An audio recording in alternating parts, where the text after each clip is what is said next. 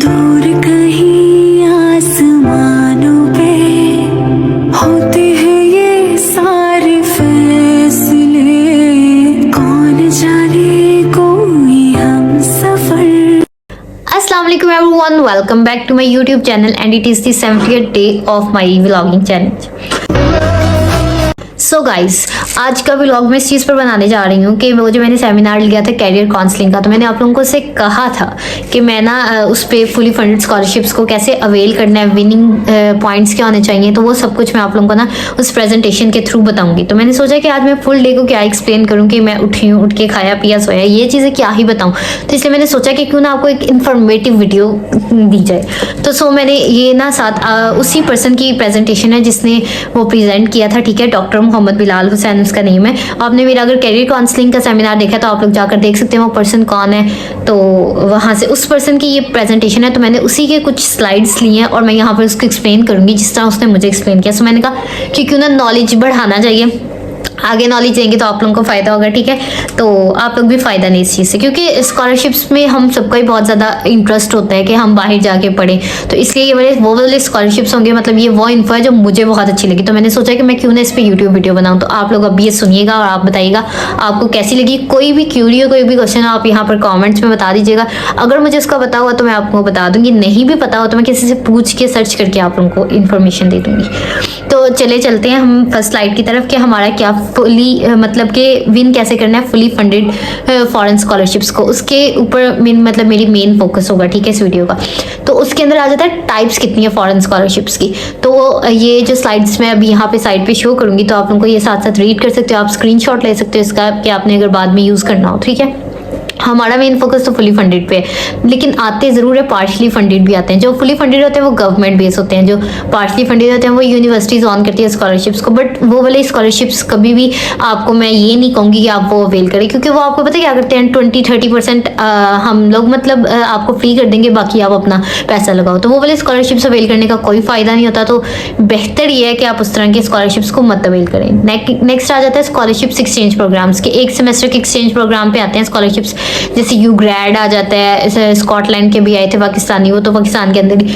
तो वो वाले इस तरह के स्कॉलरशिप्स अगर आपको मिल रहे हैं तो आपको अवेल करने चाहिए। Scholarship offered by professors privately जो होते हैं वो वाले इस तरह के स्कॉलरशिप्स भी, ये सारी जो थी ये टाइप्स थी फॉरेन स्कॉलरशिप्स की। नेक्स्ट आ जाते हैं एडवांटेजेस, क्योंकि हमारा मेन फोकस उस पर है, तो हमने एडवांटेजेस क्या है फुली फंडेड स्कॉलरशिप्स के। एडवांटेजेस के अंदर आपके अंदर ये आ जाता है कि एडमिशन आपका फ्री होता है, 1 रुपया नहीं लगाना होता, तो ना कोई सेमेस्टर फीस होती है, आपका मंथली स्टाइपेंड लगता है, उल्टा आपको पैसे मिलते हैं। जिस भी आप कंट्री में स्कॉलरशिप पे लेके गए हो तो उसके आपको पैसे मिलेंगे। तो भाई और क्या चाहिए, पाकिस्तानी आवाम को तो वैसे भी मतलब मुफ्त पैसा चाहिए, तो वो तो आपको अवेल करना ही चाहिए। फ्री हेल्थ इंश्योरेंस, आपकी कोई तबीयत खराब होती है, आपको हॉस्पिटल जाना पड़ता है, तो वो आपको फ्री चेकअप होगा, ठीक है। Travelling allowance, universities on toward, सब कुछ वो आपको देंगे, ठीक है, फुली फंडेड स्कॉलरशिप्स के अंदर। फिर आ जाता है फुली फंडेड स्कॉलरशिप कौन सी कंट्रीज ऑफर कर रही है। चाइनीज़ के भी होते हैं, रशियन भी होते हैं, अरामिस होते हैं, मेंडेस, सऊदी, जापानीज, तुर्की एटसेट्रा। ये आप लोगों ने लिखा हुआ किंग फार्ड यूनिवर्सिटी, आप रीड कर लीजिएगा, ये सारे ऑफर कर रहे हैं। देन फिर आ जाता है ड्यूरेशन क्या होता है स्कॉलरशिप सीजन का। स्कॉलरशिप स्टार्ट होते हैं अक्टूबर नवंबर से स्टार्ट होते हैं और एंड होते हैं अप्रैल और मार्च के अंदर, ठीक है। आगे मेन फोकस हमारा किस चीज़ पे होना चाहिए कि हमने कौन से स्टेप्स को फॉलो करना है जिससे हम विन कर सकें एक फॉरेन स्कॉलरशिप्स को, एक अच्छा फॉरेन स्कॉलरशिप को विन कर सकें, ठीक है। उनके अंदर मैं आप लोगों को फर्स्ट 1 बाय 1 सारे स्टेप्स बताती हूँ। फर्स्ट स्टेप जो आपका आता है, you should have a clear vision. Like जिसने हमें ये PDF बताया और ये सारा कुछ समझाया, उसने बताया, कहता है मेरे FSC में बिल्कुल अच्छे मार्क्स नहीं आए थे, ठीक है, तो मतलब मेरा एडमिशन भी सेल्फ पे हुआ था और मतलब पैसे लगाने कहते, लेकिन फर्स्ट सेमेस्टर में मैंने ये सोच लिया कि अब जो मर्जी हो मैंने स्कॉलरशिप पे पढ़ना है। तो आपका विजन उसी वक्त क्लियर हो जाना चाहिए कि आपने नेक्स्ट क्या करना है, क्या नहीं करना। तो you must have a clear vision. So कहता मैंने 4x4 ली, मैंने इससे नहीं सोचा कि उसका फ़ायदा क्या होगा, नहीं, मैंने ये सोचा कि बस मेरा स्कॉलरशिप लगना है, स्कॉलरशिप के लिए मुझे 4x4 चाहिए, तो मैंने 4x4 ली। तो इसलिए आपका क्लियर विजन होना चाहिए जो आप करना चाहते हो। सेकंड स्टेप आपका ये होता है कि सिलेक्शन कौन सी कंट्री की करनी है, कौन सी कंट्री का हमें स्कॉलरशिप चाहिए। हमारे जैसे कुछ लोग होते हैं कि हमें बस वही तुर्की का चाहिए, हमें बस वही अमेरिका का चाहिए, USA का चाहिए, नहीं, कहते अप्लाई मस्ट मतलब लीस्ट जो करना है ना 6-7 कंट्रीज के अंदर अप्लाई करो, लेकिन ज्यादा अगर कर रहे हो तो 10 में तो मैक्सिमम मस्ट अप्लाई करो, लेकिन कम से कम 6-7 तो मस्ट ही करो, किसी में तो तुक्का लग ही जाएगा, ठीक है। तो कंट्रीज जो ऑफर कर रही हैं स्कॉलरशिप वो ये वाली कंट्रीज हैं, और आपने प्रायोरिटी बना के रखनी है कि आपने पहली किस में करना है, सेकंड किसके अंदर करना है, थर्ड किसके अंदर करना है। ज़्यादातर लोग इंग्लिश कोर्सेज वाली को सिलेक्ट करते हैं, तो आप अपनी मतलब हिसाब से कि आपको कौन सी अच्छी लगे, कौन सी सूटेबल लगे, वो वाली कंट्रीज इस तरह चूज कर लें आप, इस तरह का टेबल बना के कि ये चीज़ें करनी है। थर्ड स्टेप आपको ये होना चाहिए कि be flexible in your choice बहुत ज़्यादा फ्लेक्सिबल होना चाहिए कि अगर यहाँ नहीं हुआ तो हमारा वहाँ हो जाएगा, ये नहीं हुआ तो वो कर लेंगे, बट ये अप्लाई हर तरफ करो, सिर्फ एक चीज़ को लेके नहीं करना, ठीक है। जिस तरह मैंने बताया 6-7 स्कॉलरशिप्स में मस्ट अप्लाई कर दो। उसके बाद जो मेन स्टेप आ जाता है, फिफ्थ स्टेप हमारे पास, चेक द एलिजिबिलिटी क्राइटेरिया, कि एलिजिबिलिटी क्राइटेरिया क्या है हमारे पास, ठीक है। जिस तरह अब यू ग्रेड आया था उसमें अंदर लिखा होता है एक ना, जो भी स्कॉलरशिप आएगा उसके अंदर ये जिस तरह लिखा हुआ है इसके अंदर एलिजिबिलिटी क्राइटेरिया प्रॉपर्ली मेंशन किया जाता है कि ये एलिजिबिलिटी क्राइटेरिया, ये इनएलिजिबिलिटी क्राइटेरिया। तो उस चीज़ के ऊपर नोटिस रखो कि आपका एलिजिबिलिटी क्राइटेरिया क्या है, और हमें वो चीज़ अवेल करनी चाहिए, हम उसके मतलब एलिजिबल हैं उस चीज़ के लिए, तो उसको देख के आप अप्लाई करो। 6 स्टेप होता है कि जो भी आपको पॉइंट्स होते हैं ना उस एलिजिबिलिटी क्राइटेरिया के अंदर, वो चीज़ आप नोट डाउन कर लो कि भाई ये पॉइंट्स मुझे रिक्वायर्ड है, ये पॉइंट्स मेरे पास होने चाहिए। देन फिर ये होता है कि मेक सेपरेट हार्ड या फिर सॉफ्ट फॉर्म बनाओ हर स्कॉलरशिप प्रोग्राम के लिए। लाइक हर किसी का अगर तुर्की के लिए करे तो तुर्की का डिफरेंट उसकी रिक्वायरमेंट्स होंगी, अमेरिका की डिफरेंट होंगी, चाइना की डिफरेंट होंगी, तो उनकी अलग अलग ना सॉफ्ट या हार्ड फॉर्म में उनके डॉक्यूमेंट्स अलग अलग रख लो, ठीक है। एक फोल्डर बना लो अपना कि हमने इस फोल्डर के अंदर रखने हैं। नेक्स्ट हमारे पास 8 स्टेप आ जाता है कि स्टार्ट प्रिपेयरिंग योर डॉक्यूमेंट्स। सबसे ज़्यादा टाइम लगता है डॉक्यूमेंट्स प्रिपेयर करने में। पाकिस्तानी अवाम इतनी नल्ली है, इसने करना ये होता है कि एंड डे पे करना होता है, स्कॉलरशिप्स प्रिपेयर करने होते हैं, ठीक है। तो ये चीज़ आपने गलती नहीं करनी है, आपने फ़ौरन मतलब जिस तरह स्कॉलरशिप आया स्टार्ट, आज आपको पता चला, आप कल से स्टार्ट कर दो डॉक्यूमेंट्स को कलेक्ट करना, लास्ट डे के लिए वेट ना करो, ठीक है, उसी वक्त करो।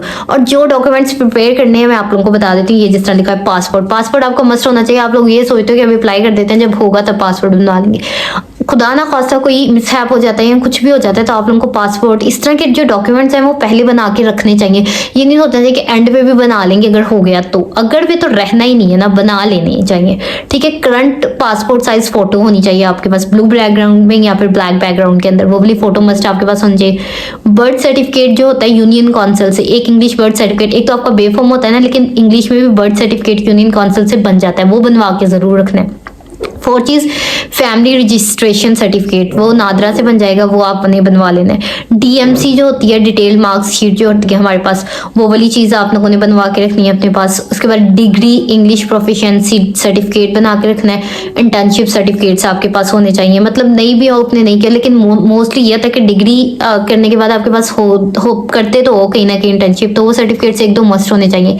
ये यूनिवर्सिटी एडमिनिस्ट्रेशन से ये 3-4 चीज़ें बन जाएंगी आपकी, ठीक है। और उसके बाद आ जाता है ट्रेनिंग सर्टिफिकेट्स। अगर आपने कोई ट्रेनिंग्स वगैरह ली है, मैनेज की है, जिस तरह अब कोई भी फंक्शन होता है सेमिनार, तो उसके अंदर हम स्टूडेंट्स मैनेज करते हैं कि ये चीज़ इस तरह, ये चीज़, तो उस तरह के कोई सर्टिफिकेट्स हैं वो भी बहुत ज़्यादा, क्योंकि कहते हैं जो घोड़ा होता है ना उसको ये होता है कि भाई बाहर सिर्फ ये किताबी कीड़ा तो नहीं है ना, इसने को करिकुलर एक्टिविटीज़ के अंदर लिया है ना। हमारे यहाँ तो कोई इतना कंसिडर नहीं करता, हमारे तो किताबी कीड़ों को करता है, लेकिन बाहर जो घोड़ा चाहता है ना वो ये चाहता है हर एस्पेक्ट के अंदर बंदा गुड हो, तो इसलिए हर चीज़ को लेके इस तरह डील करना है आप लोगों ने कि आप हर चीज़ के, तो इस तरह का भी एक एग्जांपल दी उन्होंने हमें कि एक की 4/4 सीजीपीए थी और एक की 3.6 समथिंग सीजीपीए थी, लेकिन दोनों मेरे पास आई और कहते कि 4/4 का नहीं हुआ और 3.6 का हुआ, क्योंकि वो बहुत ज़्यादा डिफरेंट सोसाइटीज़ के अंदर, कम्युनिटीज़ के अंदर, बहुत सारी चीज़ों के अंदर ना पार्टिसिपेट कर रही थी। तो इसलिए कहा जाता है कि आप लोग ना थोड़ा ये वाली चीज़ दिमाग सोच समझ के ना, तो हर जगह पर जब भी काम करना है तो हर चीज़, हर करिकुलम को मतलब लेकर चलो, हर चीज़ में पार्टिसिपेट करो। ये ना कहो कि बस भाई मैं किताबों में इंडल्ज होकर रह जाता हूँ। ऑब्वियसली सीजीपीए इंपॉर्टेंट है, अगर आपकी 3.5 से सीजीपीए अप है ना तो इंशाल्लाह आपका हो जाएगा स्कॉलरशिप। मतलब कम का भी हो जाता है, कुछ का इस तरह कहते हैं, एग्जाम्पल में देखा था 2.9 वालों का भी हो जाता है, तो किस्मत मैटर करती है, बट ये है कि जिसका छक्का लग जाए, ठीक है। ये चीज़ें आपके पास मस्ट होनी चाहिए। ऑनलाइन कोर्सेज अगर जिस तरह के पेड कोर्सेज होते हैं या फिर फ्री, तो आप लोग इस तरह के फ्री कोर्सेज में मिलते हैं, अगर आप लोगों ने वो भी किया तो उनके भी सर्टिफिकेट्स आप लगा सकते हो। उसके बाद अपने डॉक्यूमेंट्स के अंदर अगर किसी किस्म की मिस्टेक है तो आपने वो चेक करनी है। स्पेलिंग मिस्टेक बहुत ज़्यादा इंपॉर्टेंट है, क्योंकि आपकी स्पेलिंग मिस्टेक, क्योंकि आपके आगे जाने घोड़ा ये बहुत गौर से चेक करता है। हमें लगता है कि इस तरह नहीं होता, मगर वो ये चीज़ें बहुत गौर से चेक करता है। इसलिए आप लोगों ने spelling mistake, date of birth mistakes, mistakes in education results, ये सारी मिस्टेक्स पे बहुत ज़्यादा फोकस करना है। 10th स्टेप आपका ये डॉक्यूमेंट अटेस्टेशन। जो रियल डॉक्यूमेंट्स होती है उनकी अटेस्टेशन बैक साइड पे होती है, जो मतलब फोटोकॉपी होती है उनकी फ्रंट साइड से होती है। तो अटेस्ट करवा के वो मांगता है, नहीं मांगता, आपने फिर भी अटेस्ट करवा के घोड़े को भेजनी है, ठीक है। समटाइम्स वो सॉफ्ट फॉर्म में मांगता है, समटाइम्स वो हार्ड फॉर्म में मांगता है।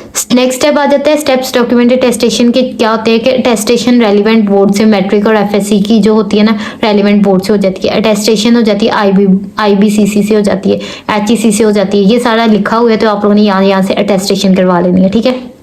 नेक्स्ट स्टेप आपको ये है कि स्कैन कर लेने हैं आपने अपने सारे डॉक्यूमेंट्स और सेव कर लेने हैं पीडीएफ फॉर्मेट के अंदर, कि सेपरेटली सबको सेव कर लेना है। समटाइम्स वो साथ मांग लेते हैं, समटाइम्स सेपरेटली, मगर ये है कि आप अपने पास होंगे, आप कभी भी किसी को भी सेंड कर सकते हैं। देन फिर आपके पास आ जाता है प्रिपेयर करें आइल्स को। कुछ इस तरह की कंट्रीज होती हैं जो आइल्स नहीं रिक्वायर करती, मगर मोस्टली जो होती है आइल्स रिक्वायरमेंट होती है। आइल्स नहीं हो तो टॉफल हो, नहीं तो डेलिंगो टेस्ट हो, ये तीनों बहुत इंपॉर्टेंट होते हैं, बट सबसे ज़्यादा आइल्स होता है, आइल्स और टॉफल। तो आप जो कर सकते हो वो कर लो। अगर आप नहीं भी करते तो उसके अलावा भी इस तरह के स्कॉलरशिप्स आते हैं जिसके अंदर ये रिक्वायर्ड नहीं होते, तो आप उस तरह के स्कॉलरशिप्स पे भी अप्लाई कर सकते हो। नेक्स्ट फिर आ जाता है यूरोपियन स्टाइल सीवी। अगर आप ये यूरोपियन में करना है या फिर किसी तरह में भी करना है, तो आप यूरोपियन स्टाइल सीवी जो होती है ना, उस तरह की सीवी बना लो। रेफरेंस लेटर अपने डिपार्टमेंट से लो, ठीक है। आपके डिपार्टमेंट के अंदर ना किसी से भी कह के, एचओडी वगैरह से या जो क्लर्क होगा उससे रेफरेंस लेटर बनवाओ।